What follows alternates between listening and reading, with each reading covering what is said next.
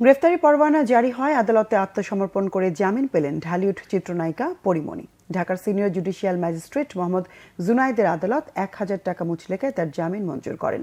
জামিন পেয়ে পরীমণি বলেন, মানুষের ভালোবাসা এবং আইনের উপর বিশ্বাস রাখতে চান। এই মামলায় ন্যায় বিচার পাবেন বলেও আশাবাদী পরীমণি। আরও জানাচ্ছেন দীপন দেওয়ান। ২০২১ সালের ৬ জুলাই ঢাকার সিনিয়র জুডিশিয়াল ম্যাজিস্ট্রেট রাজীব হাসানের আদালতে পরীমণি সহ ৩ জনের বিরুদ্ধে মামলা দায়ের করেন বোট ক্লাবের সভাপতি ব্যবসায়ী নাসির উদ্দিন মাহমুদ।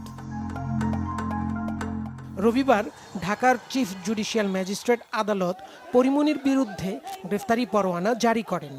সময় আবেদন নামঞ্জুর করে চার্জশিট গঠনের আদেশও দেন আদালত। গ্রেফতারি পরোয়ানা জারি হয় সোমবার সশরীরে আদালতে হাজির হন পরীমণি। ঢাকার সিনিয়র জুডিশিয়াল ম্যাজিস্ট্রেট তার জামিন নামঞ্জুর করেন। জামিন পেয়ে গণমাধ্যমকে পরীমণি বলেন, আইনের প্রতি তিনি সবসময় শ্রদ্ধাশীল। আমি একটা মামলা করলাম, তার ২.৫ বছর পরে, ঠিক ২.৫ বছর পরেই একটা পাল্টা মামলা করা হলো শুধু দমানোর জন্যই, তার তো কিছু না। এবং এটা বিচারাধীন। আমার বিশ্বাস যে আমি সঠিক বিচার পাবো, আমি ন্যায় বিচার পাবো। আমি আইনের উপরে শ্রদ্ধাশীল।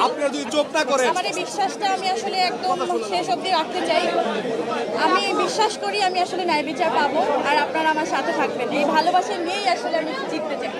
পরীমণির আইনজীবী বলেন, একই বিষয়ে আরেকটি মামলা চলমান থাকা সঠিক নয়। এই বিষয়ে আরেকটি মামলা চলমান থাকা সঠিক হয়নি বলে আমরা আইনজীবীরা মনে করেছি বলেই দরখাস্ত দিয়েছিলাম। তো যাই হোক, আমরা ট্রায়াল ফেস করব। আমরা মনে করি যে এই মামলায় একই ঘটনা যেহেতু পরীমণির বিরুদ্ধে শেষ পর্যন্ত কিছুই হবে না বলেই আমরা মনে করি।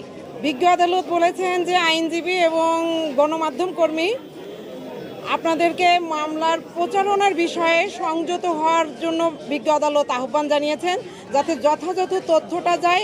দীপন দেওয়ান, বাংলা ভিশন, ঢাকা।